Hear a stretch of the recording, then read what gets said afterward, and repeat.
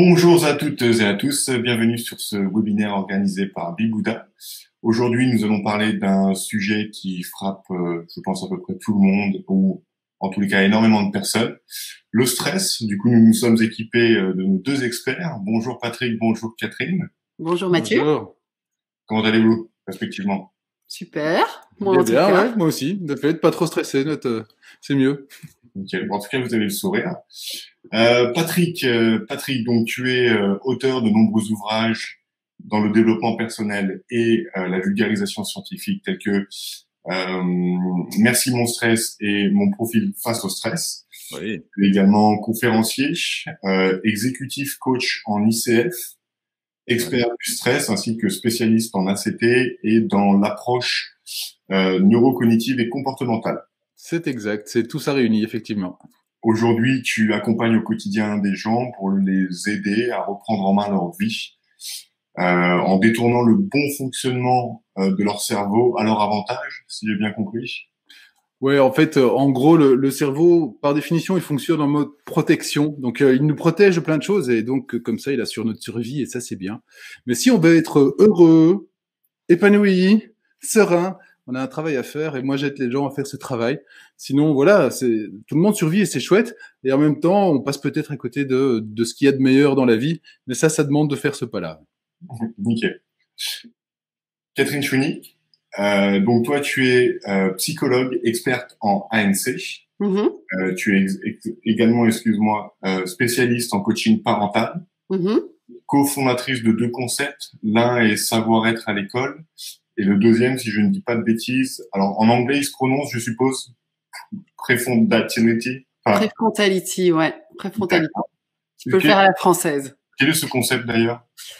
Prefrontality, on a créé ça en 2010 et l'objectif, c'était faire du développement personnel. Alors que la majorité des institutions formaient des professionnels. Et souvent, les professionnels me disent, tiens, ma fille, ma sœur, mon beau-frère, ça lui ferait du bien de mieux se connaître, de gérer son stress. Donc, on a créé Prefrontality pour ça. D'accord.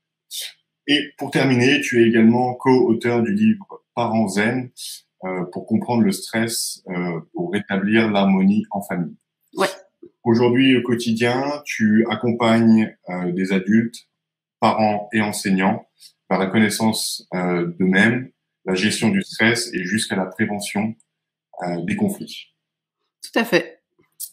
Magnifique. Eh bien, écoutez, du coup, le thème de ce webinaire axé sur le stress, donc suite à cette période de confinement que nous avons tous vécu en France, nous avons pu constater qu'il y a eu une augmentation des cas de violence infantile, ainsi que de nombreux burn-out parentaux.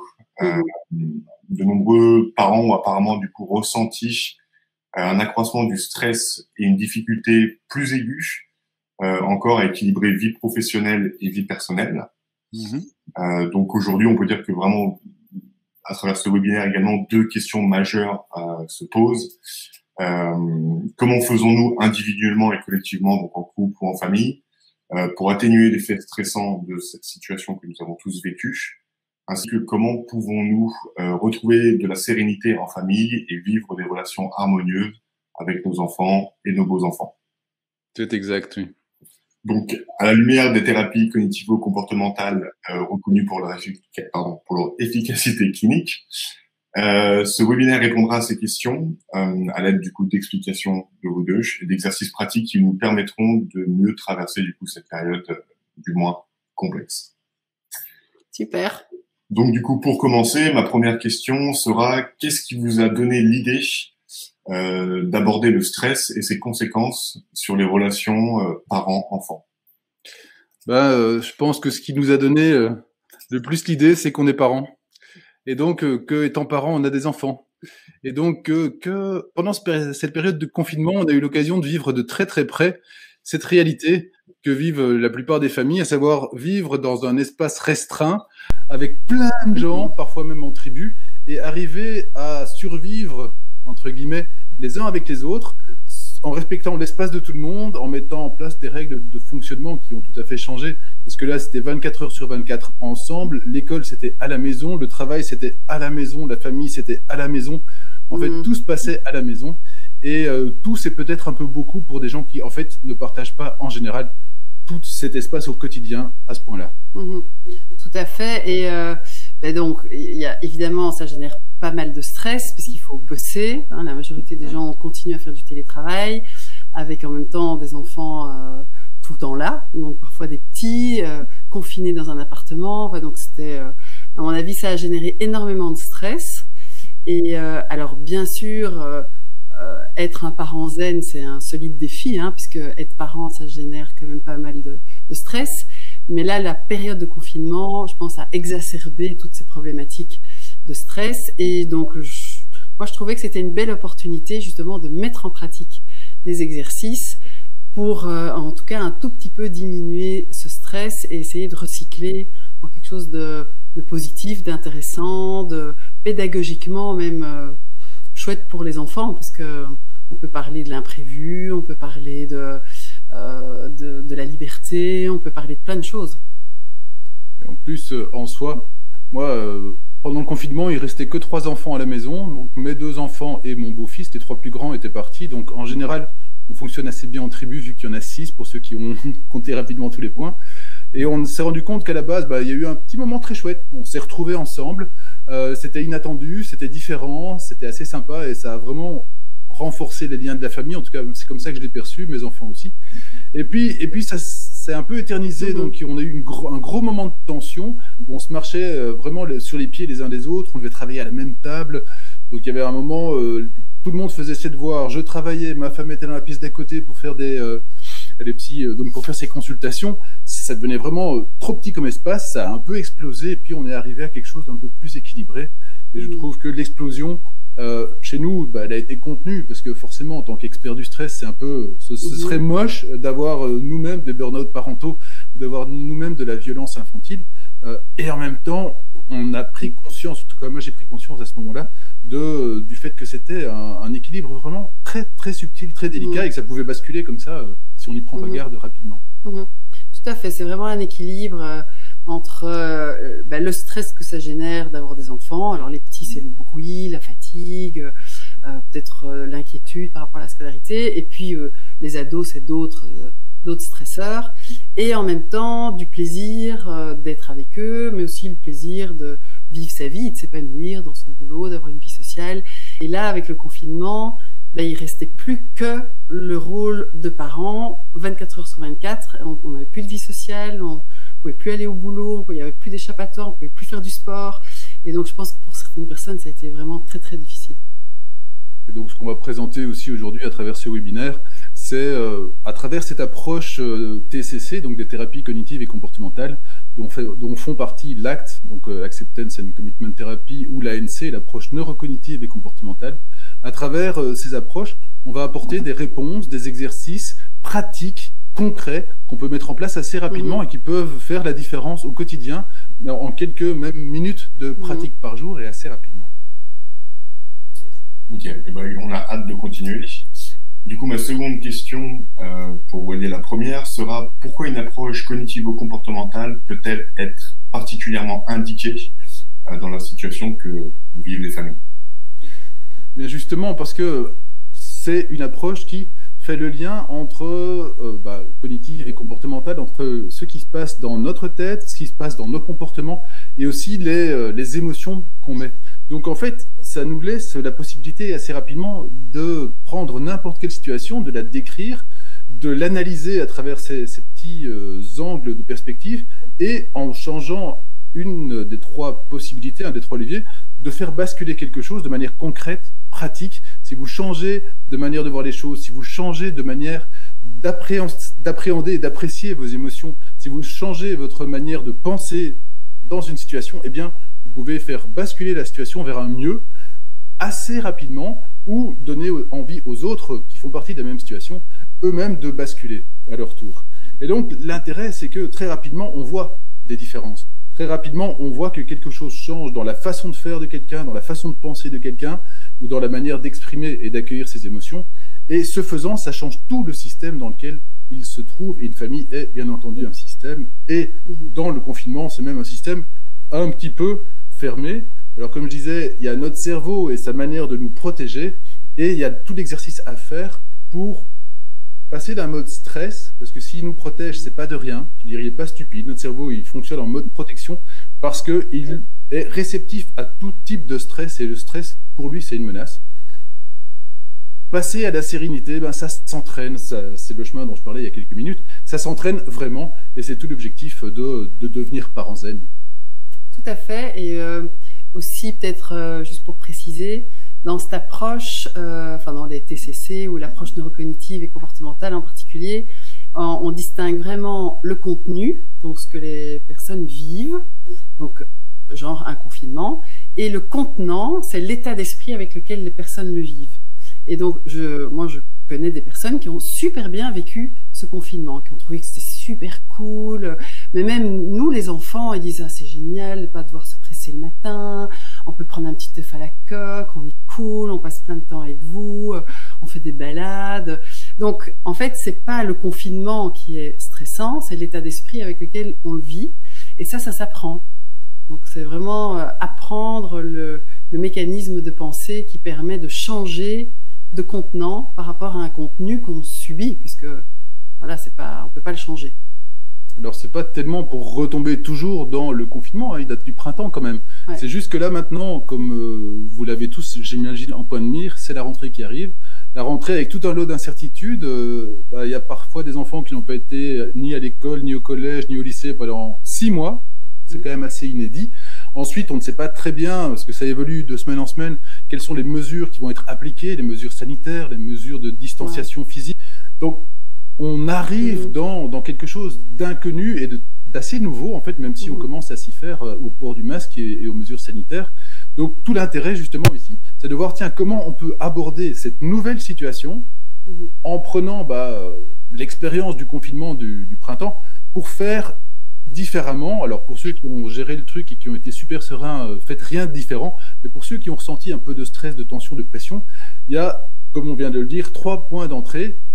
Imaginez, c'est le 1er septembre ou le 5 septembre ou le 3, ça dépend à quel moment vos enfants vont rentrer à l'école. C'est le jour de la rentrée. Vous ne savez pas dans quelles conditions ils vont rentrer. Vous ne savez pas s'ils vont retrouver leurs amis. Eux-mêmes peut-être ont du stress. Si vous abordez cette situation avec de l'appréhension, il y a des chances que vous pensiez que ça va pas fort aller, comme on dit chez nous. Et si vous pensez que ça ne va pas aller, il y a des chances que vous soyez sous stress et donc que vous agissiez avec des comportements qui sont perçus par vos enfants, par exemple, comme étant stressants. Et donc, eux-mêmes vont peut-être être stressés, etc., etc. Vous pouvez changer de pensée en vous disant que ça va bien aller. Vous pouvez changer d'émotion, c'est-à-dire accueillir la peur, parce qu'il risque d'y avoir de la peur, de l'anxiété, bien sûr, mais juste l'accueillir en disant « Ok, c'est un message que je reçois. Je suis pas obligé de rentrer dedans à ce point-là, parce que je vais peut-être protéger les miens aussi de toutes ces émotions qu'ils ne comprennent pas. » Ou bien vous pouvez aussi agir différemment. Et ce fameux triangle pensée, émotion, comportement permet d'avoir 3 leviers pour changer tout à fait la manière d'aborder toute la situation et donc la manière dont nos enfants vont aborder la situation. Et donc tout ça pour dire, la situation ne change pas, c'est la même. Mais si votre état d'esprit change, tout change et vous n'êtes plus stressé. Oui, tout à fait. C'est vraiment l'état d'esprit qui va déterminer comment on va vivre les choses. Et par rapport à l'inconnu, en général, c'est perçu comme un gros prédateur, l'inconnu. Et donc ça génère pas mal de stress. Or, l'inconnu fait partie de la vie. Et je trouve que ce qu'on a vécu, c'était pas prévu. Et donc, c'est vraiment de le réutiliser comme une opportunité de dire, oui, on croyait que, moi, je croyais que j'allais partir à New York à Pâques, je croyais que j'allais faire mon stage de méditation, je croyais que j'allais continuer à vivre ma vie. Et puis, pouf, du jour au lendemain, non, j'ai dû rester enfermée chez moi. Mais les enfants aussi. Et c'est, je trouve, important de accepter l'inconnu, mais même aimer l'inconnu, parce que grâce à cet inconnu, on a pu vivre des choses qu'on n'aurait jamais vécues. Complètement. Depuis tout à l'heure, vous parlez un petit peu, et pas mal du coup, de stress parental. Il est bien connu, le stress du coup, dans la vie professionnelle, dans la vie de couple. Mais le stress parental, est-ce qu'il existe réellement ? Je pense que si on pose la question à tous les parents du monde qui ont des enfants en dessous de 3 ans, ils vont vous dire que peut-être oui. Parce que c'est tout sympa un bébé. Et puis à un moment, ça grandit. Et puis à un moment, surtout, à 2 ans, quelque chose comme ça vous dit non. Vous voulez qu'il se passe quelque chose et un petit bout comme ça, dont le rapport de force, il est largement en sa défaveur, hein, on est bien d'accord, vous dit non avec une intention que ça va pas bouger, un truc de fou. Et parfois, ça nous énerve. Eh bien voilà, nous venons de vivre une situation de stress. Alors le stress, en fait, simplement, c'est pas tellement qu'il y a un danger d'enfant pour nous. Le stress, c'est un mécanisme de défense qui est tout à fait automatisé chez l'être humain à partir du moment où nous pensons que dans notre environnement, il y a un danger pour notre survie. Donc, si vous vous faites chasser, courser par un rhinocéros laineux, à l'époque, hein, parce que maintenant c'est un peu moins le cas, eh bien vous allez avoir toute une réaction de fuite, par exemple, où vous allez essayer de lui échapper. Et si ça marche pas, vous allez essayer de vous battre contre lui afin de ne pas mourir. Donc c'est toujours une question de survie. Et si ça ne fonctionne toujours pas, peut-être vous allez essayer de faire le mort, histoire qu'il se désintéresse de vous et qu'il laisse tomber vous, en l'occurrence, donc qu'il arrête de vous chasser. Et ici, en l'occurrence, on parle d'un bébé, donc, enfin, ou d'un enfant de 2 ans. Donc, quel est le lien avec le rhinocéros laineux? Eh bien, on pourrait y penser qu'il n'y en a pas, et pourtant, on est en plein dedans. La grosse différence, c'est qu'effectivement, le bébé, l'enfant, n'est pas une menace pour notre survie. Et pourtant, nous, on a appris, les êtres humains, entre 0 et 3 ans, à l'époque, que si notre clan, notre tribu, nous virait, eh bien, on n'avait aucune chance de survie. Il y a 200 000 ans, il y a 100 000 ans, donc pour rappel, on est la 7500e génération d'Homo sapiens environ. Il y a 100 000 ans, si votre tribu vous abandonnait dans la nature, avant vos 3 ans, vous étiez mort. Donc on a associé, connecté le fait d'être rejeté et le fait de mourir. Et le fait d'être rejeté, c'est ne pas faire ce qui est attendu. C'est avoir des comportements qui ne sont pas acceptés. C'est se retrouver dans une tribu dont on est obligé d'accepter les règles de fonctionnement et les manières de fonctionner, les comportements, de manière à ne pas être rejeté. Et ça nous crée notre manière de voir les choses dans le monde. Et donc, quand notre enfant de 2 ans nous dit non, c'est pas tellement notre survie qui est menacée, c'est notre manière de voir les choses. Et ça, eh bien, pour notre organisme, la réponse, elle est identique. C'est comme si un rhinocéros laineux nous chassait, nous chargeait. Voilà, et donc, et aussi être parent, il y a plein d'enjeux, être un bon parent, surtout, enfin, plus un parent est éduqué, plus il a lu des livres sur la parentalité positive, comment être un bon parent, plus il est sur les réseaux sociaux en disant les autres parents ils ont l'air super, il faut que je fasse la même chose, il faut que je joue, il faut que je les emmène au musée, il faut que je leur fasse faire de la musique. Eh bien, ils se mettent énormément de pression et tout ça, ça génère beaucoup de stress. Donc oui, la parentalité est vraiment source de stress. D'autant plus que, pour rappel aussi, si certains de nos auditeurs aujourd'hui ont regardé le live précédent, par exemple, le webinaire précédent, le stress ne fonctionne que s'il y a un élément stressant dans une situation, ça peut être un enfant de 2 ans, et si nous sommes réceptifs à cet élément stressant. Donc le principe, c'est si, par exemple, imaginons, c'est toujours le même exemple, mais il est facile à retenir, imaginons prendre un train et avoir peur de prendre le train. Donc vous devez prendre le train, mais vous n'avez pas peur de prendre le train. Vous avez un stresseur, prendre le train. Vous n'êtes pas réceptif, pas de stress. Vous ne devez pas prendre le train et vous n'avez pas peur de prendre le train, alors il y a vraiment zéro raison de stresser. Vous avez peur de prendre le train, vous êtes stressable, comme on dit, mais par contre, vous ne devez pas le prendre. Il n'y a toujours pas de stress, ça ne fonctionne que si vous avez peur de prendre le train et que vous devez prendre le train. Et donc, ces deux éléments, ensemble, font qu'il y a un stress.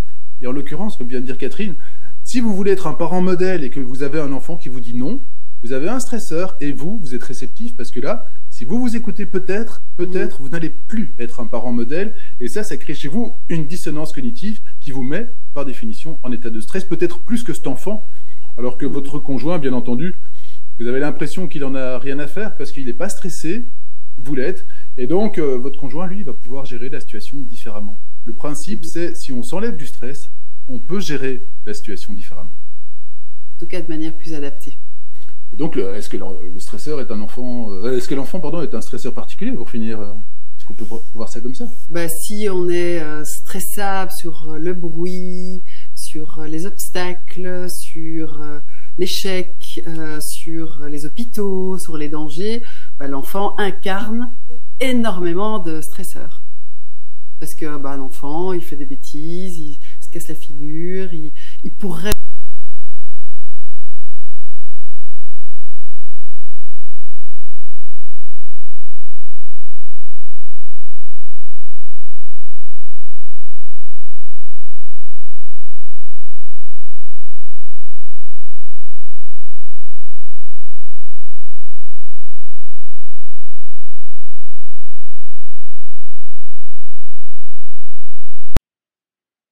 Oui, je pense que ce qu'on a vécu, plus la période, donc il y a eu la période de confinement, puis la période de vacances où normalement, c'est aussi full time avec les enfants, et l'inconnu de la rentrée. Comme on sait pas très bien comment ça va se passer, est-ce qu'il y aura une deuxième vague, est-ce qu'on va se reconfiner, est-ce que les enfants pourront retourner à l'école comme avant, ça génère énormément de stress. L'incertitude est par définition aussi Ouais. l'incertitude, inconnu, impression de pouvoir être Mmh. critiqué plus qu'avant parce qu'il faut maintenant respecter toute une série de règles qui n'existaient pas. Se conformer à ces Mmh. règles, ne pas savoir si on aura un travail demain, ne pas savoir si les enfants vont à l'école après-demain. Mmh. Oui, forcément, oui. En moyenne, le taux de stress général de la population a monté, certainement.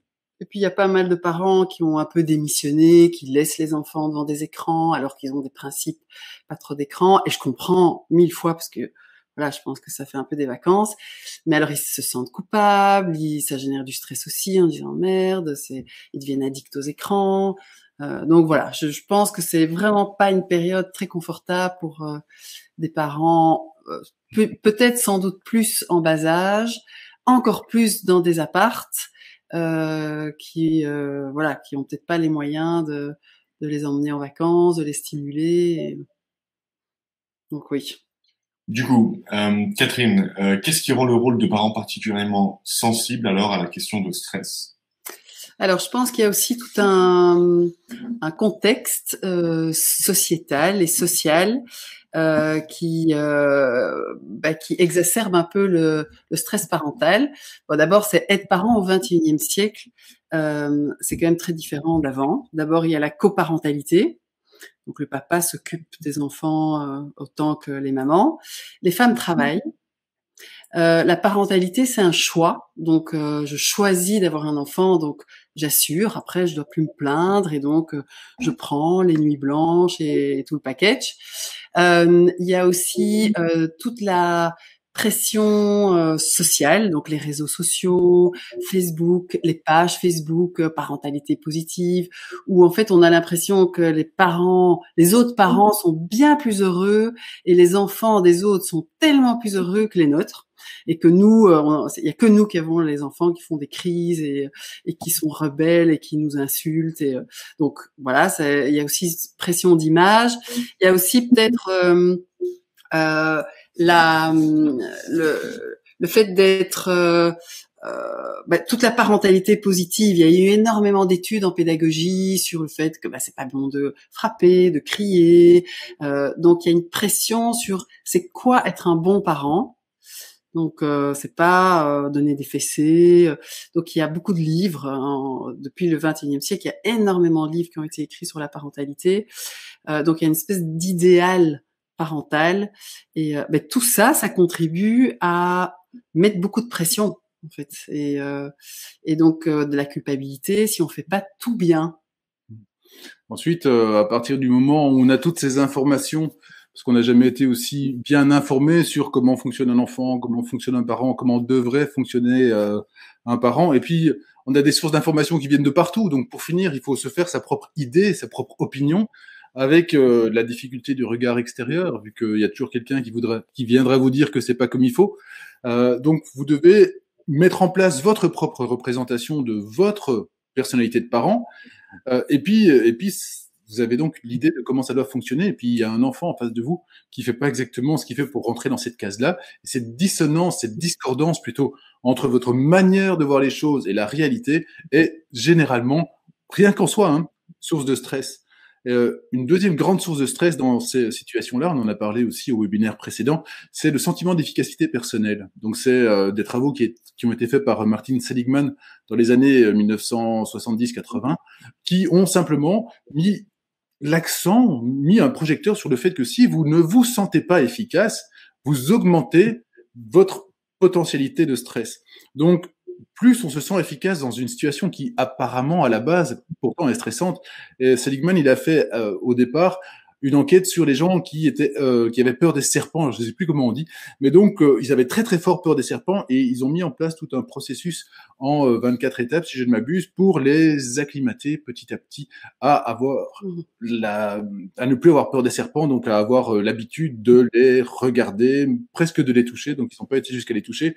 Il n'empêche que en 6 semaines, il y avait le sentiment d'efficacité personnelle des personnes avait complètement basculé, et donc ils étaient capables d'affronter, ou en tout cas d'être confrontés à quelque chose dont ils avaient extrêmement peur, c'est-à-dire presque une phobie, quelques semaines auparavant. Donc le sentiment d'efficacité personnelle, il peut évoluer, mais pour l'instant, si on fait le constat, dans le monde qui est le nôtre, avec la vision des parents qui sont les nôtres, avec toute cette période bizarre de Covid, avec des enfants qui réagissent pas comme prévu, oui, forcément, on augmente la possibilité de stresser, et en plus, on va pas le faire de n'importe quelle manière, parce que dans ce cas-ci spécifiquement, je vous ai dit en 3 secondes, hein, il y avait stress de fuite, stress de lutte, stress d'inhibition, de paralysie. Eh bien là, on va systématiquement, en tout cas plus fort, parler du stress de lutte. Alors c'est quoi le stress de lutte? C'est quand on se retrouve dans une situation où nous ne sommes pas en accord avec la personne qui est en face de nous, par exemple, qui est donc perçue comme un stresseur, par exemple notre enfant. Eh bien, quand on rentre dans ce stress-là instinctivement, et c'est vraiment pas qu'on le veut, c'est instinctif, c'est comme si on était face à ce fameux rhinocéros laineux qui veut notre peau. On va se battre jusqu'à la mort, entre guillemets. L'idée, c'est de survivre. Et donc, on va être capable, effectivement, de combattre. Que ce soit son conjoint parce qu'on n'est pas d'accord sur l'éducation, que ce soit un enfant parce qu'on n'est pas d'accord avec sa manière de se comporter là maintenant, par exemple, eh bien, on va s'arranger pour transformer cette situation à notre avantage, c'est-à-dire pour qu'elle ressemble à ce que nous voulons. On va se battre pour ça, et on peut être un petit peu agressif pour ça, on peut faire mal avec des paroles, bien entendu, vraisemblablement pas en geste, quoique tant qu'à faire, allons jusqu'au bout. Si on est vraiment en stress de lutte, on est capable de franchir aussi cette limite-là. Et ce stress, c'est un combat symbolique qu'on mène et qui ne s'arrête que quand on le gagne ou qu'on le perd. En l'occurrence, quand c'est avec un de ses enfants, c'est assez rare. Tout à fait. Il y a aussi un élément, donc par rapport à ce que Patrick disait, le stress de lutte, ce sont toutes les émotions dans le registre de la colère. Donc l'agacement, l'énervement, et avec un sentiment intrinsèque d'avoir raison. Et c'est vraiment le chien qui grogne. Et donc on est agressif. Et aussi, c'est lié au fait que on a une tendance, et c'est pas grave, c'est normal, c'est humain, de refuser l'obstacle. Donc dès qu'on a un obstacle sur notre route, on veut pas que ce qui se passe. Et donc qu'est-ce qu'on fait? On essaye de grogner contre l'obstacle pour qu'il s'en aille. Sauf que dans la réalité, en tout cas de parents, on peut s'énerver sur ses enfants et ils vont pas tout d'un coup, hop, disparaître et bien travailler à l'école, obéir, manger tous les légumes. Il y a aussi quelque chose par rapport à être parent aujourd'hui, c'est que depuis aussi le début du XXIe siècle, il y a énormément de pression sur le développement personnel. Il faut s'épanouir, il faut avoir une vie sociale, c'est les femmes qui travaillent pour s'épanouir, sortir de la maison.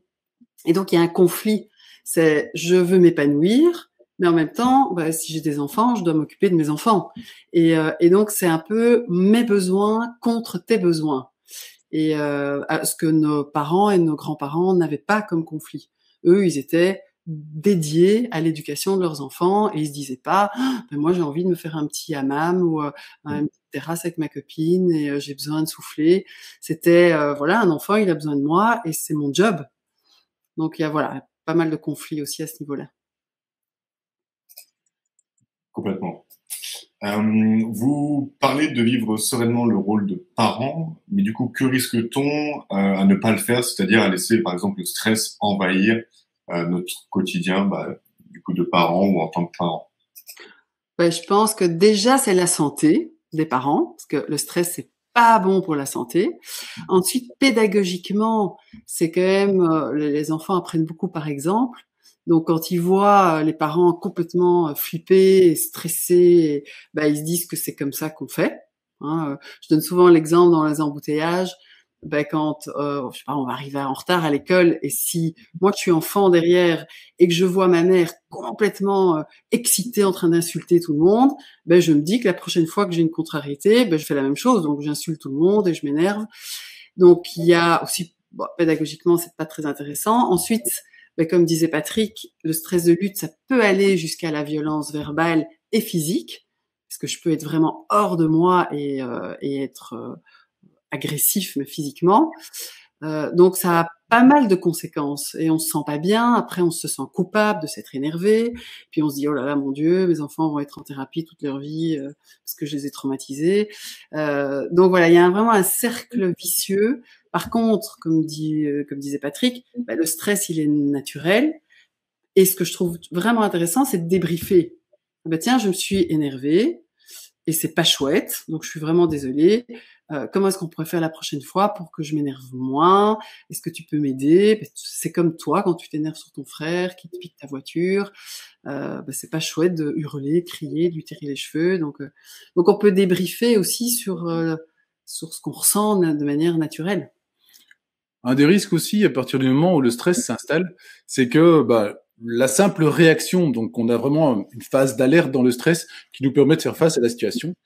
Si la situation ne change pas, alors on peut tomber dans un stress qui commence à s'installer, ce qu'on appelle un stress de résistance. Et là, la grosse différence, c'est que toutes les hormones, c'est des travaux de Hans Selye entre les années 30 et les années 50, 1930-1950, tout ce qu'on avait mis en place, toutes les hormones qui sont mises en place pour répondre rapidement à une situation, parce qu'à la base, le stress n'est pas censé durer, il est censé durer le temps d'une situation et de régler le problème.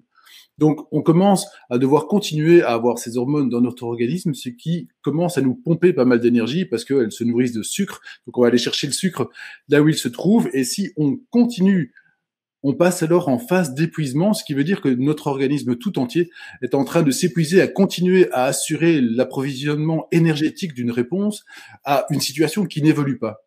Et donc, cette phase d'épuisement, c'est ce qu'on appelle le stress chronique. Alors, il peut être de toutes les modalités possibles, mais stress chronique en lutte, stress chronique en paralysie, c'est ce qu'on va retrouver vraisemblablement le plus dans ce cas-ci. Et le stress chronique fait que, au final, notre organisme, notre santé carrément peut se détériorer. Il est parfaitement délétère et ça peut même mener, si je ne m'abuse, au burn-out. Tout à fait. Quand il y a plus de ressources et qu'il y a trop de stress, ça peut mener à un burn-out parental ou professionnel ou voilà. D'accord. Ça peut aller loin. Okay. Et du coup, pour éviter ce stress ou ce burn-out, quels conseils donneriez-vous aux parents stressés pour qu'ils du coup ressentent moins de stress et puissent avoir du coup davantage de plaisir au quotidien dans leur rôle de parents avec du coup leurs enfants ou leurs conjoints? Alors, je pense que ce qui est vraiment important pour éviter le burn-out, c'est de rééquilibrer la balance, donc d'augmenter les moments de plaisir. Et c'est pas je fais plaisir à mon enfant, mais moi ça m'emmerde. C'est je fais plaisir à mon enfant et ça me fait plaisir aussi. Et chaque parent aura son style. Il y en a qui vont faire une partie de cartes, il y en a qui vont faire une partie de jeux vidéo, il y en a qui vont faire une balade. Donc c'est vraiment de trouver un plaisir win-win, parce que là c'est vraiment très ressourçant. Il y a aussi de pouvoir lâcher prise. Hein. C'est comme ce philosophe qui dit nos enfants ne nous appartiennent pas, ils appartiennent à l'univers. Philosophe, comment il s'appelle? Je vais retrouver le nom. Je connais pas ce philosophe. Et c'est de pouvoir dire, ben voilà, je vais contribuer au développement de ces enfants, mais ils ont leur vie, ils vont faire leurs expériences, ils ont leur génétique, leur histoire, et de lâcher prise aussi par rapport à le bonheur absolu, la bonne éducation, la scolarité parfaite. C'est de veiller aussi à ce que eux soient heureux, donc d'aimer les regarder vivre. Ça, je pense que c'est aussi assez ressourçant. Et alors de travailler sa stressabilité, donc tout ce qui génère du stress, de dire comment je pourrais diminuer ça. Parce que si je diminue ma stressabilité, mais le stresseur est toujours là, je serai moins stressée, et que j'augmente mes plaisirs et mes ressources, eh bien ma balance est vachement plus positive. Hein. C'est comme un compte en banque. Hein. Si je ne fais que retirer de l'argent, que j'en mets jamais, à un moment donné, je serai en faillite. Peut-être aussi tu vas pouvoir expliquer un peu le lien avec le burn-out, sachant que, pour rappel, la théorie actuelle qui est retenue par les scientifiques sur le stress, c'est le modèle de Lazarus et Folkman, qui nous explique que quand on arrive dans une situation, chaque être humain va avoir tendance à faire rapidement une double analyse. La première, il va voir quel est l'enjeu de la situation, quel est le défi auquel il est confronté, et voir s'il est capable d'y répondre. Et la deuxième, pour voir s'il est capable d'y répondre, c'est de voir quels sont les moyens à sa disposition. Est-ce qu'il est grand? Est-ce qu'il est fort? Est-ce qu'il a de l'argent? Est-ce qu'il est intelligent? Est-ce qu'il a appris à régler ce style de problème? Et à la suite de cette rapide évaluation de la situation, il va avoir ou non un taux de stress. Plus il est stressé, plus ça veut dire qu'il ne se sent pas à la hauteur de la situation qu'il va vivre. Et donc, il va ressentir une réaction de stress. Par exemple, il va partir en stress de lutte. On a un petit peu expliqué ce que ça peut donner. Il y a plusieurs moyens de calmer ce stress de lutte. Le premier, c'est de diminuer l'enjeu. Et là, peut-être tu veux parler d'hyperparentalité dans un instant, parce qu'on n'a pas encore abordé, ça vaut la peine. Donc, de baisser l'enjeu, d'être peut-être un peu moins parfait, ou d'avoir cette idée d'être moins parfait. Mais je vais laisser Catherine expliquer ça, elle fera ça très très bien. Et ensuite, aussi augmenter nos moyens de répondre à une situation. Et surtout, l'idée, c'est aussi de baisser le stress. Et on va pour ça utiliser normalement 3 grandes stratégies qu'on dit de coping. Soit on va essayer de trouver une solution à la situation. Mais en l'occurrence, quand on a des enfants à la maison et qu'on est aussi à la maison pour travailler, la solution, c'est pas une évidence. Soit on va essayer d'exprimer des émotions pour abaisser notre tension intérieure. La même chose, les émotions, il faut faire gaffe parce qu'elles fassent pas mal à notre entourage. Et ensuite, il faut même se les autoriser. Par exemple, chez les hommes occidentaux de 2020, c'est pas le truc qui est le plus plébiscité.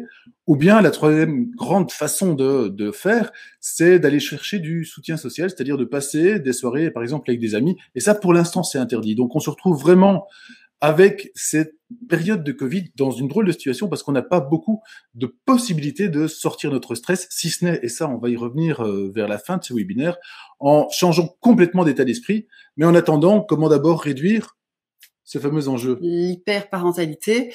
Alors, je pense que, en tout cas, moi, je n'ai pas rencontré beaucoup de parents qui n'avaient pas d'hyperparentalité. Alors, ça veut dire quoi? C'est énormément d'exigences. Et c'est des exigences tout à fait légitimes. C'est je veux que mon enfant soit heureux, qu'il réussisse, qu'il ait toutes les portes qui s'ouvrent dans la vie, qu'il ait une vie sociale épanouissante, que sa vie soit chouette. Donc ces exigences, alors elles viennent d'où? Elles viennent aussi beaucoup de la comparaison des autres. On a toujours un ami ou une amie qui a des enfants premier de classe super heureux, qui ont plein de potes, qui réussissent tout ce qu'ils font, et donc évidemment on se compare à la baisse, et l'hyperparentalité génère beaucoup de stress parce que alors l'exigence, le problème c'est que c'est 100% partout. Il faut qu'il soit 100% bon à l'école, 100% heureux, une vie sociale 100% épanouissante, qu'il soit gentil, poli, responsable, autonome. Enfin, c'est juste hyper exigeant et donc pas possible.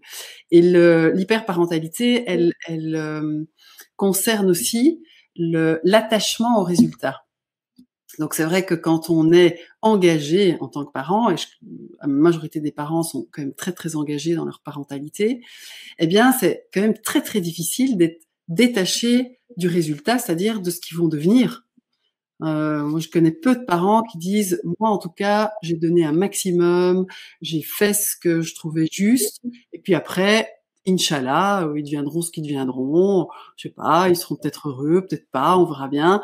C'est rare d'avoir un parent qui est pas dans l'hyper-parentalité. Non, non, il a intérêt avec tout ce que j'ai investi, il a intérêt à être heureux, à ceci, à cela. Et ça génère énormément de tension et de stress. Donc, il n'y a pas que dans la parentalité, il y a un peu partout. C'est notre culture est très exigeante à plein de niveaux. Mais je trouve que dans la parentalité, c'est vraiment très très fort et c'est difficile d'être détaché. Mmh. Et c'est normal aussi, hein. Difficile mais normal. Enfin, en tout cas, tout à fait compréhensif. Oui, et cette parentalité, en plus, nous amène devant un challenge énorme, c'est qu'on doit répondre à une image de parent idéal qu'on va retrouver partout dans notre vie quotidienne, dans lesquelles on va embarquer quand même nos enfants, en leur mettant aussi très gentiment de la pression, même peut-être pas tellement parce qu'on leur en met, mais aussi parce qu'ils sentent bien qu'on en demande plus que ce qu'ils nous proposent. Donc, il y a quand même tout un moment où ça commence à devenir une chaîne de stress. Et surtout, c'est basé pas mal sur ce qu'on nous a dit, sur l'image sociale, sur comment nous pensons que c'est bien d'être parent aujourd'hui. malgré en fait tout ce qu'a dit Catherine tout à l'heure. On a vraiment énormément d'injonctions qui sont même parfois contradictoires. Donc l'idée ici, c'est d'abaisser son niveau d'exigence par rapport à soi-même et de transformer ça en un niveau de défi acceptable. Alors, abaisser son niveau d'exigence, si vous dites à un perfectionniste d'être moins perfectionniste, ça va être compliqué parce que pour lui, c'est évident qu'il faut être perfectionniste. Et peut-être qu'avec un hyper-parent, ça va donner la même chose. Et en même temps, si le but d'hyper-parent, c'est de rendre les enfants le plus aptes possible à vivre leur vie d'adulte, ils vont pas se réveiller après 17 ans et 364 jours en 12 heures de sommeil ou en 8 heures de sommeil, hop, tout à fait adulte. Il y a tout un processus qui les amène à ça aussi.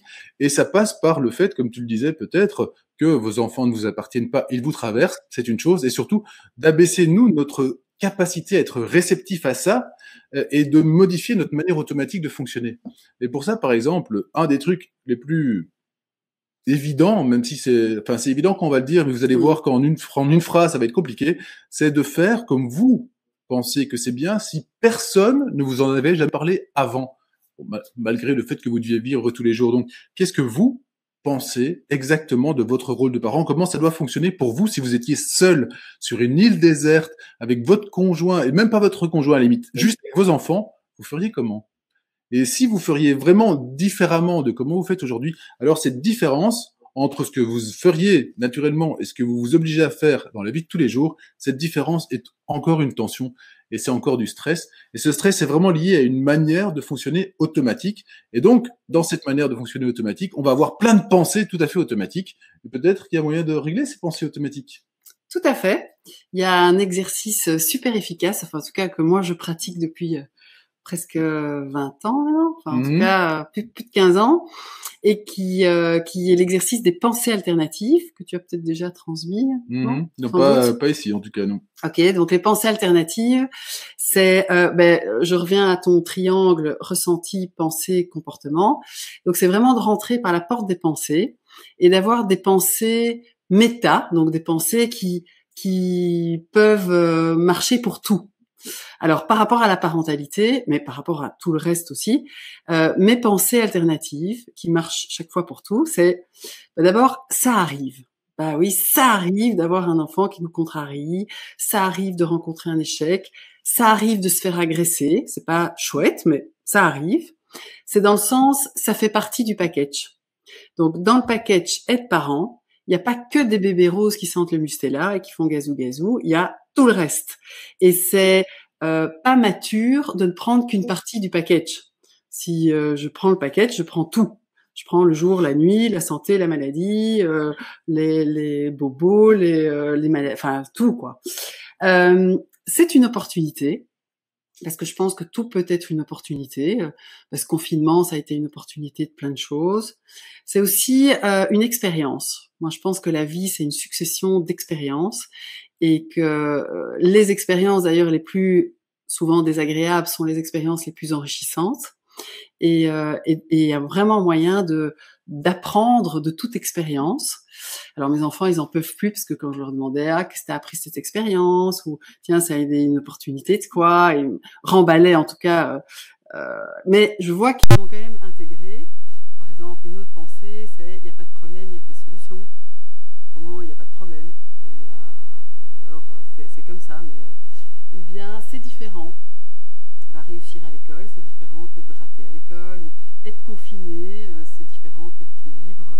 C'est juste une autre expérience qui est pas mieux ou moins bien, qui a juste d'autres avantages et d'autres désavantages. Et donc quand je m'énervais je m'énervais sur la mobilité bruxelloise, parce qu'à Bruxelles c'est vraiment compliqué de circuler et de se garer. Et mon fils qui me disait mais maman, c'est une expérience. C'est différent, c'est une opportunité de rester plus longtemps dans la voiture à deux. Et je voyais bien que, alors une partie de moi me dit ouf, je les ai bien éduqués, mais une autre partie est très très énervée parce que j'étais énervée de pas trouver de place. Donc voilà, il y a plein de pensées qu'on peut apprendre par cœur et qui qui sont pas spécialement des pensées positives et qui valent pour tout. Tomber malade, ça arrive, ça fait partie du package de notre biologie. C'est une expérience, c'est aussi on a de la chance. Moi je me dis aussi beaucoup j'ai de la chance parce qu'il qu'il y a plein de personnes qui veulent avoir des enfants, qui n'en auront peut-être jamais. Ben moi, j'ai de la chance d'avoir mes problèmes, parce que ça veut dire que au moins j'ai des enfants, j'ai un boulot, j'ai une voiture, donc j'ai plein de problèmes évidemment que je n'aurais pas si je vivais sous les ponts, j'aurais d'autres problèmes. Ensuite, l'idée, c'est tout simplement de changer le mode de pensée habituel. Parce que si on se retrouve stressé, c'est parce que notre manière de voir les choses est une prise en défaut, parce que ça colle pas, ce qu'on pense et ce qui est là devant nous, ça matche pas, ça crée une tension. Alors on peut toujours espérer que ce qui se passe devant nous change et que notre enfant devienne miraculeusement celui qu'on aurait toujours espéré qu'il soit, mais c'est pas toujours facile. Et en même temps, on peut aussi amoindrir la tension en faisant un pas, nous, vers notre enfant, c'est-à-dire en étant un peu moins dans notre manière de voir les choses, ou en tout cas en l'ouvrant de manière à peut-être aller un peu vers lui, ou de manière en tout cas à être moins ennuyé par sa façon de fonctionner à lui. Le principe est simple, c'est que quelle que soit la situation que vous vivez, vous avez votre point de vue sur la situation. Et la personne qui est en face de vous, elle a un autre point de vue sur la même situation. Si vous mettez deux objets devant vous, vous allez voir que moi, je vais vous dire que moi, je vois une feuille à droite de mon portable et vous allez me dire, mais il est fou, lui, il a un portable à gauche de sa feuille. Eh bien non, c'est deux manières de voir la même chose, mais nos points de vue, même si on voit la même chose, disent des choses différentes. Et là, l'idée, c'est de faire ce petit chemin pour se rendre compte de ce que l'autre a dans sa manière de voir les choses et de peut-être se dire qu'on n'a pas tout vu. Peut-être se dire qu'on n'a pas tout pensé. Peut-être se dire que dans ce qu'on capte comme longueur d'onde, on voit pas les ultraviolets et on voit pas les infrarouges parce que c'est comme ça. On verra que ce que notre œil est prêt à recevoir et c'est la même chose pour notre pensée. On va pas pouvoir tout penser. Donc, pour agrandir notre manière de fonctionner habituelle, fonctionne toujours en mode protection, c'est-à-dire qu'on va faire sans trop consommer d'énergie. On va utiliser 97% des mêmes pensées que la veille, hein, c'est ce qu'on dit souvent. Donc, ajouter des pensées en plus, c'est par exemple se dire, tiens, ce truc qui m'énerve depuis toujours, parce que c'est noir et que j'aime pas le noir. Vous pouvez vous dire, c'est quoi les avantages du noir, par exemple? Qu'est-ce qu'il y a de chouette dans le noir? Et là, vous allez trouver une manière de faire grandir un petit peu votre manière de voir les choses. Donc, quand quelque chose vous énerve, par exemple, cet enfant turbulent, eh bien, qu'est-ce qu'il y a de chouette dans la turbulence d'un enfant? En fait, parce que peut-être ça vous énerve, mais peut-être aussi qu'il y a plein de choses à prendre pour vous, avec curiosité, avec ouverture, avec acceptation de comment il se trouve. Cet enfant, ça se trouve, en plus, c'est le vôtre, donc la pomme ne tombe pas loin de l'arbre, semble-t-il. Donc, qu'est-ce qui est positif dans ce truc, dans cette expression, dans ce comportement que vous voyez négativement? Et plus vous trouvez des choses positives à quelque chose qui, à la base, pourtant vous énerve, moins vous êtes énervé. Et ça fait vraiment partie du job. Notre manière automatique de voir les choses, elle fonctionne comme d'habitude. Et on peut volontairement passer à une manière plus adaptative de voir les choses. Donc, on quitte notre pilote automatique en faisant un effort, un exercice pour voir les choses de manière plus adaptative. Ça nécessite de faire l'effort, ça nécessite de se rendre compte qu'on est stressé, parce que c'est ce stress qui peut nous permettre de nous rappeler de faire l'exercice. C'était français, ça? Ouais, le stress est un signal que, voilà, qu'on pourrait faire un petit exercice pour changer d'état d'esprit. Et donc, c'est vrai que ça aurait été beaucoup plus facile d'apprendre tout ça à l'école. Donc là, on doit l'apprendre un peu sur le tard, parce qu'on a des symptômes dus au stress. Hein, on commence à avoir des tensions, on dort plus bien, on digère plus. Enfin, et ça, ça prend du temps aussi. Mais c'est vrai que c'est pour ça que je milite beaucoup pour des cours de savoir-être à l'école, pour éduquer justement à la connaissance de soi, gestion de soi, comment penser, parce qu'à l'école, si on m'avait dit, écoute, t'as fait une faute d'orthographe, c'est une opportunité d'apprendre, c'est différent, tu vois, toi, t'as raté ton contrôle, c'est une expérience, tu vas pouvoir apprendre et comprendre pourquoi t'as raté, tout ce que t'as pas compris. Ça arrive, quand on passe un examen, le risque, c'est qu'on risque de le rater. Mais si on m'avait éduqué comme ça, j'aurais sans doute été moins stressée par l'échec, par le regard des autres. Voilà, je serais sans doute plus détendue. Mais la bonne nouvelle, c'est que ça s'apprend à tout âge. Et que moi, ça fait au moins plus de 15 ans que j'apprends ça et qu'il y a plus grand chose qui me stresse. J'arrive tout de suite à me dire, même ma voiture embarquée à la fourrière, j'ai réussi à me dire, bon, Catherine, c'est une expérience. C'est peut-être différent. une opportunité, c'est différent. En tout cas, c'est comme ça. Donc, insulter tout le monde et faire une crise de nerfs, ça va pas faire revenir ta voiture. Et puis, comme disait Patrick, il y a plein d'avantages aussi. J'ai marché jusqu'au commissariat de police, j'ai découvert toute la procédure. Enfin, donc, il y a eu des avantages. C'est vrai que si on le voit, je pense, de manière positive, on peut se régaler sur la route jusqu'à ce qu'on paye le chèque pour récupérer sa voiture. On va moins dépenser dans autre chose. On va faire attention aussi. L'avantage, c'est que maintenant, je regarde bien les panneaux avant de me garer, ce que je ne faisais pas avant. Donc, j'ai appris.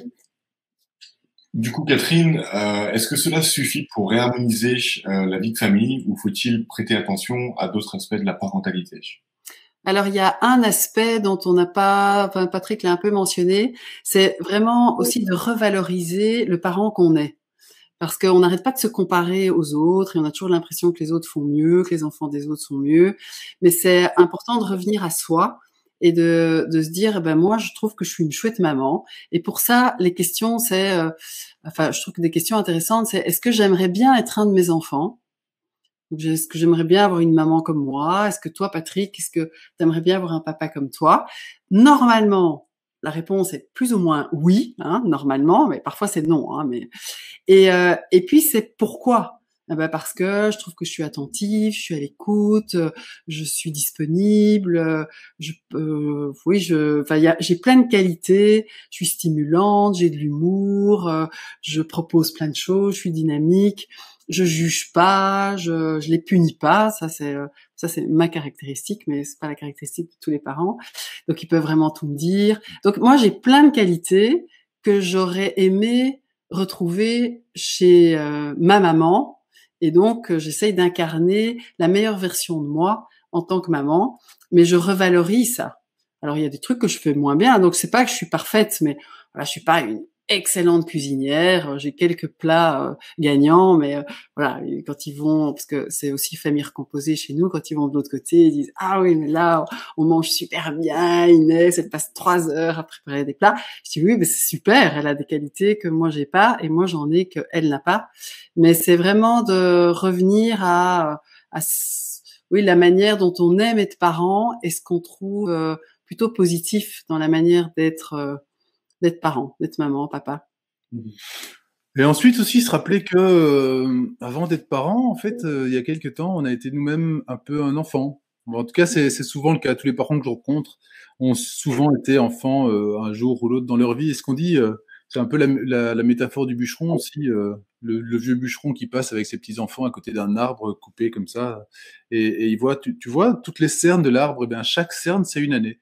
Et quand tu regardes bien les cernes, tu vois une année pluvieuse, tu vois une année où apparemment il a fait très très chaud, et tu vois que toutes ces années mises ensemble font aujourd'hui l'arbre que tu vois.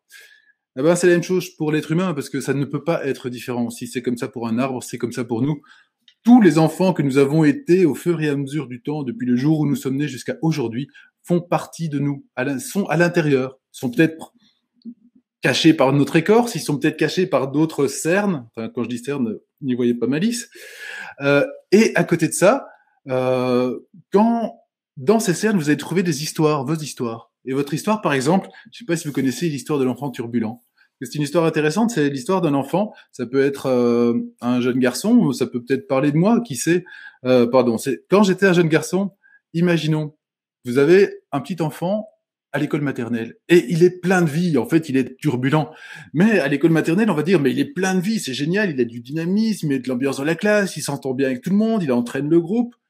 Et puis, il arrive au cours élémentaire, il apprend à lire, à écrire et à calculer. Et là, on lui dit, pendant 6 heures, tu restes assis sur ta chaise et tu bouges pas. Parce que si tu bouges, tu vas être puni. Tu vas aller chez le directeur, tu vas te taper des lettres et des lettres à réécrire. Et donc, cet enfant turbulent, il apprend à déturbuler. Il apprend à être calme, il apprend à être sage.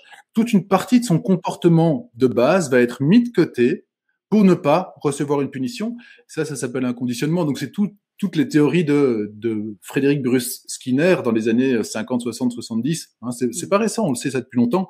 Et en même temps, dans notre vie de tous les jours, ça fait que que cet enfant qui a appris à lire et à écrire, eh bien, il est devenu super sage. Et il a bien fait attention à ne jamais être turbulent. Et puis un jour, L'année suivante, arrive un nouveau dans sa classe et ce nouveau, il est extrêmement turbulent. Le premier, à votre avis, il réagit comment? Je trouve ça chouette. Deux grandes possibilités, c'est qu'il aille vers l'autre en lui disant attends, faut que tu arrêtes tout de suite, ici c'est des malades, il laisse personne turbuler, tu vas te faire prendre, tu vas te retrouver chez le directeur plus souvent qu'à ton tour, fais pas ça. Ou, et ça c'est souvent ce qui se passe, il va pas supporter de voir quelqu'un qui peut se permettre ce que lui ne peut pas se permettre et ce qui lui a coûté très très cher à ne plus se permettre.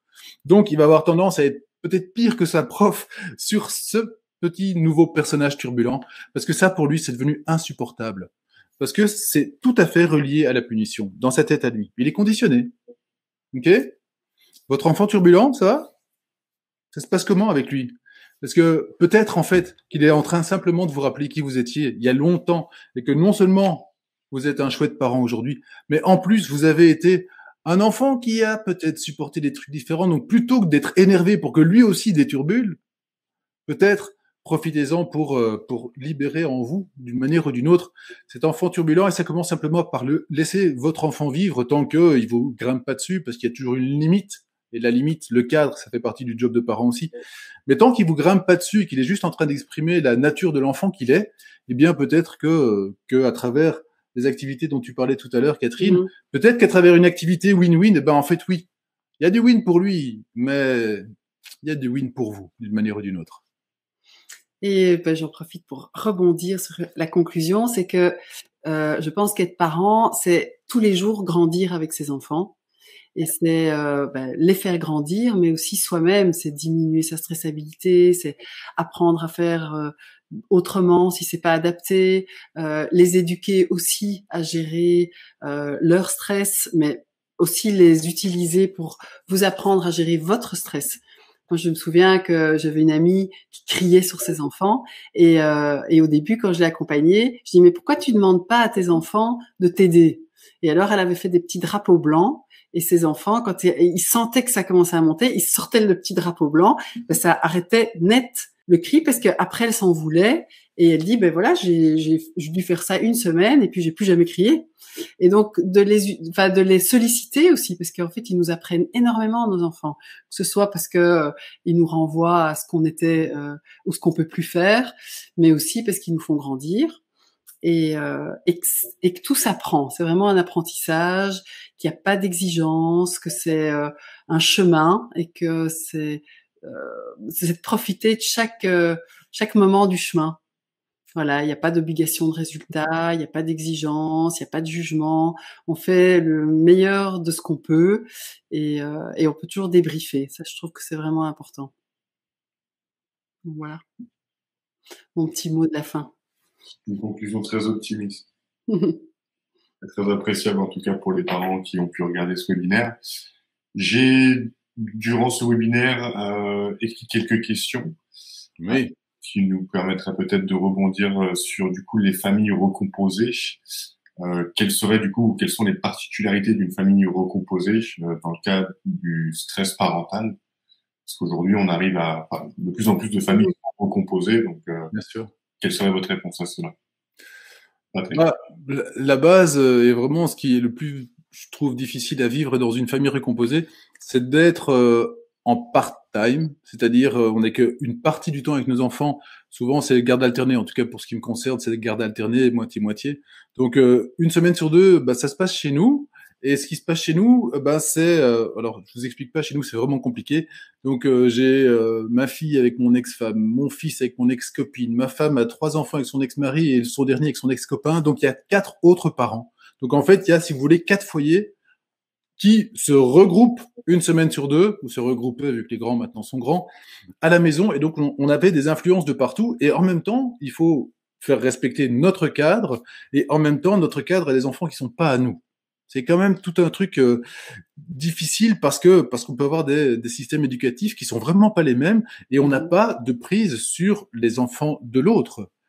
Et en plus, la semaine où ils étaient pas chez nous, parfois ils faisaient des trucs où on se disait attends, c'est pas possible, ça va pas du tout. Enfin, j'ai pas trop à me plaindre parce que ça va encore, mais j'ai entendu des familles où c'était l'inverse de ce qu'on propose dans notre famille et proposé en face.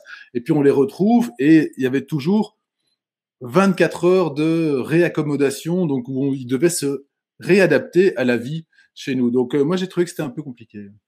C'est vrai, comme tu dis, ça rajoute des stresseurs en plus. Parce que d'abord, il y a les enfants des autres, il y a des systèmes éducatifs différents. Ça rajoute aussi des tensions avec l'autre parent, puisqu'il permet des choses que nous, on permettrait pas. Ah, donc, ça rajoute du stress. Mais je pense qu'il y a quand même une chose positive, c'est que le beau parent, il a un grand luxe. C'est que lui, il peut être engagé et détaché, parce que ce ne sont pas ses enfants. Donc c'est beaucoup plus facile d'avoir le recul sur les enfants de l'autre que sur ses propres enfants, parce qu'il y a moins d'enjeux, il y a moins de pression. Et ce que je trouve très riche, c'est de pouvoir justement utiliser le regard bienveillant, engagé et en même temps détaché de l'autre sur nos propres enfants pour mieux les guider, pour peut-être mettre en évidence des choses qu'on n'aurait peut-être pas vues. Donc voilà, clairement. je trouve que ça c'est, en tout cas, moi j'ai vécu ça avec beaucoup d'intérêt. Oui, mais moi je pense que je suis devenu un meilleur papa avec mes enfants en pouvant aussi comparer les deux systèmes à l'intérieur de la maison et en voyant des choses qui me manquaient. Parce qu'il y a des trucs qui fonctionnent bien, des trucs qui fonctionnent pas. Je suis resté vraiment moi-même. Mais par contre, il y a des choses qui manquaient. Entre autres, par exemple, avec tout le côté émotionnel, l'acceptation des émotions, c'était aussi un travail pour moi et de pousser mes enfants à exprimer leurs émotions. Ça a été un truc. Je suis pas sûr que je l'aurais fait si j'étais pas tombé dans ce truc hyper recomposé, dans cette tribu à laquelle j'appartiens avec grand plaisir du reste. Tout à fait. D'accord, mais du coup, le rôle de parent mène quand même à une certaine et une sacrée incertitude. Comment, du coup, éduquer à l'incertitude? D'abord, l'incertitude, c'est vraiment lié à la peur de l'inconnu. Et l'inconnu, en anglais, ils appellent ça FOTU, Fear of the Unknown. C'est la principale peur primale de l'être humain, selon Nicholas Carlton.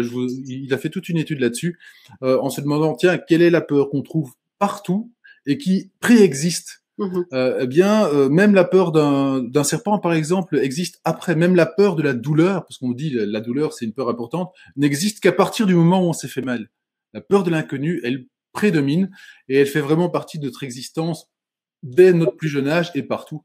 Donc l'incertitude et l'inconnu étant liés, c'est quand même quelque chose d'intéressant. Oui, oui, et c'est vrai que c'est vraiment un stresseur quasi universel. Et à la fois, c'est absurde parce que tout est inconnu. Dans une minute, on ne sait pas très bien où on sera. Alors, normalement, c'est encore prévu qu'on soit ici, mais il y a quelques éléments qui sont connus, comme que un jour ce corps va s'arrêter, qu'un jour on est venu au monde, mais à part ça, il n'y a pas grand-chose de connu. Et pourtant, ça génère énormément de stress. Et j'aime beaucoup l'approche de Charles Pépin, qui est ce philosophe français, qui dit que l'appréhension de l'inconnu peut... Alors d'abord, il y a deux choses qu'on peut faire. On peut mettre du connu dans l'inconnu. Donc là, il parlait dans le confinement, je ne sais pas quand je vais pouvoir te revoir, mais ce que je sais, c'est que ce sera super, ce sera la fête. Donc voilà, je ne sais pas ce que mes enfants vont devenir, mais je sais que je serai toujours là pour eux. Voilà, je mets du connu dans l'inconnu et j'anticipe.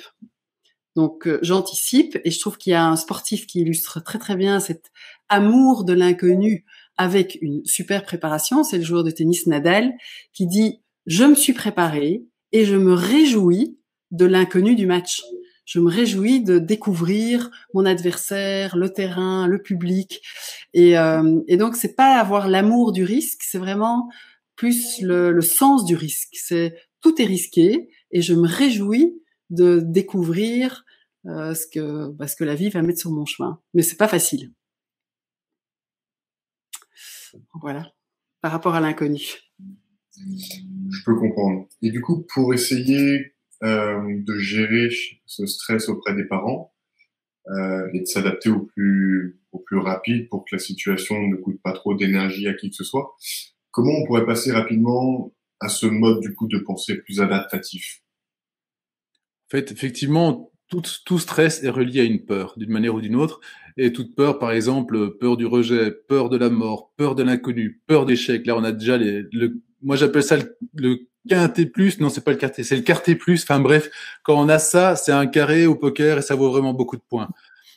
Donc, quand on a une de ces peurs fondamentales, souvent on a un stress relié et souvent on va avoir une réponse de stress. Cette réponse de stress peut-être nous aide à sortir de la situation. Parfois ça fonctionne bien. Hein. Vous devez prendre le métro, vous entendez la sonnerie des portes qui se ferment, vous piquez un sprint, vous rentrez dans le métro, vous venez de vous prendre un petit stress de fuite, en fait gentiment. C'est pour ça que vous avez sprinté un peu plus vite que d'habitude. Mais vous êtes dans le métro, c'est réglé, c'est bon, le stress s'arrête. Donc ici, on parle vraiment d'une situation où le stress commence soit à perdurer, soit à être récurrent. Donc vous avez toujours la même situation, ça dure jamais très longtemps, mais chaque fois que vous êtes énervé par la même chose, exemple, je sais pas, une assiette qui traîne dans la cuisine, ou quand c'est pas une paire de chaussettes dans le hall d'entrée, ou 2 paires de chaussettes, ou une veste, enfin vous voyez, les trucs qui énervent quand même assez gentiment tous les parents. Passer de ce mode automatique, ça ne doit pas être comme ça, je veux que ça change, à un mode plus adaptatif, ça demande à notre cerveau de faire un vrai effort parce qu'il passe d'un mode de consommation d'énergie bas à un mode de consommation d'énergie élevé parce qu'il va devoir réfléchir et imaginer une autre réponse que celle où on s'énerve sur les ados qui rangent jamais rien à la maison. Classique, hein, on est bien d'accord. Et donc, on va faire cet effort et pour ça, il y a par exemple 6 pensées, 6 questions magiques. La première question magique, elle va pousser notre curiosité parce que penser 97% la même chose que la veille, c'est pas être super curieux. On va être d'accord quand même assez vite. Donc, la question, c'est, tiens, qu'est-ce que j'ai pas perçu dans la situation actuelle? Qu'est-ce qui est nouveau? Qu'est-ce que j'avais jamais vu? Et assez bizarrement, vous pouvez regarder le visage de la personne avec laquelle vous vivez depuis 10 ans et vous poser cette question. Vous allez être vachement surpris du résultat. C'est que vous avez fait, c'est comme si vous aviez eu un photomaton il y a 10 ans. Et puis, ouais, vous faites plus gaffe, quoi. Et regardez, d'ailleurs, vous pouvez vous regarder droit dans les yeux 5 minutes, c'est intéressant aussi dans un miroir. Et vous allez voir que le simple fait d'avoir envie de découvrir des choses en plus va vous montrer tout un visage que vous aviez presque oublié. Tellement de choses sont apparues, ont bougé, que en fait, vous les avez pas vues. Cette curiosité est un plus. Qu'est-ce que j'ai pas vu? Ou bien, qu'est-ce qui me gêne dans la situation? Parce que là, ça, moi, j'accepte pas. Ces trucs qui traînent partout, ça me gonfle, c'est pas possible, ça m'énerve, j'accepte pas. Qu'est-ce que je n'accepte pas? Qu'est-ce qui me dérange dans la situation? Parce que, en fait, ça ne change pas la situation que ça vous dérange, c'est vous que ça dérange. Donc, comment vous pouvez faire pour juste ne plus être dérangé? Ça passe par qu'est-ce qui me dérange et comment je peux ne plus être dérangé. Ou bien, vous trouvez que c'est bien ou que c'est mal de ne pas ranger les affaires. Donc, même chose, comment est-ce que entre ce noir et ce blanc, bien mal, enfin mal bien plutôt, vous pouvez mettre un petit peu de nuance? Comment est-ce que je peux prendre des choses différemment de mon habitude? Ou bien, vous dites, c'est intolérable ce désordre, et ça c'est un truc avec plein de points d'exclamation, une grande certitude que le désordre dans la vie c'est horrible. Si vous remplacez vos points d'exclamation par des points d'interrogation, c'est vraiment intolérable ce désordre. On parle de 2 chaussettes, hein, ou bien d'une assiette qui traîne, alors c'est peut-être la 150e de l'année. En même temps, est-ce qu'il y a vraiment besoin de consacrer de l'énergie d'énervement à ça? Donc, est-ce que c'est vraiment un problème? Ou bien, on peut réfléchir à, bon, j'ai tout essayé avec eux, mais qu'est-ce que j'ai pas encore essayé comme stratégie pour faire en sorte d'obtenir quelque part ce que je veux? Peut-être vous pouvez planquer toutes les assiettes de la maison. Il n'y a plus, ah, je suis désolé, j'ai jeté 150 assiettes cette année. Je suis vraiment confus. Donc, essayez de trouver une nouvelle stratégie, une nouvelle manière de voir les choses et de faire de manière à ce que vous soyez plus stressé pour la même raison, de la même raison.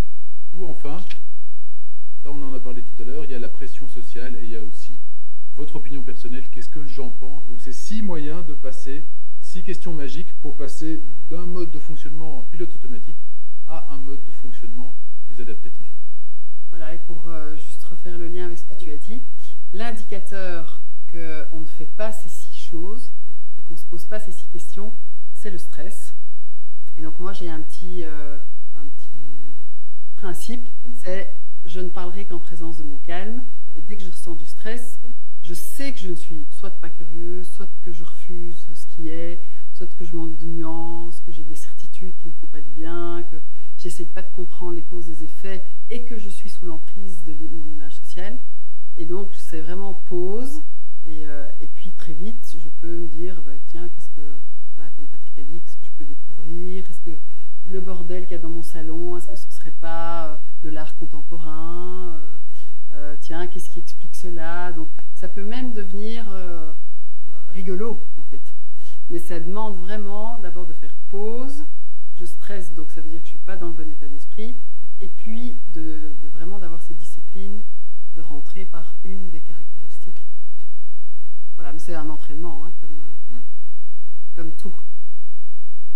En tout cas, cette phrase, je parlerai qu'en présence de mon calme, très belle façon de penser, je suppose du coup d'agir à la suite de ça. En tout cas, Catherine, Patrick, ça fait bientôt une bonne heure et quart que nous sommes en ligne et que nous avons abordé ce sujet du stress parental et de comment retrouver une harmonie au sein de la famille avec du coup les enfants. Merci beaucoup en tout cas pour le temps que vous nous avez consacré. Je vois que certaines questions ont été posées dans le chat. Il y aura un replay qui sera du coup renvoyé pour que tout le monde puisse nous aider. En tout cas, voilà. Merci beaucoup. Merci à nos deux spécialistes de ce domaine. Et puis, du coup, je suppose à bientôt pour un prochain webinaire sur peut-être un autre sujet ou encore celui-ci qui mériterait d'être encore approfondi vu qu'il touche beaucoup de personnes. Super, merci. Merci, bonne rentrée à tous, bonne rentrée à toutes et bonne rentrée à tous les petits. Ouais. Que tout se passe bien pour vous en ce début d'année scolaire. Et avant, bonnes vacances. Au revoir. Ciao. Au revoir.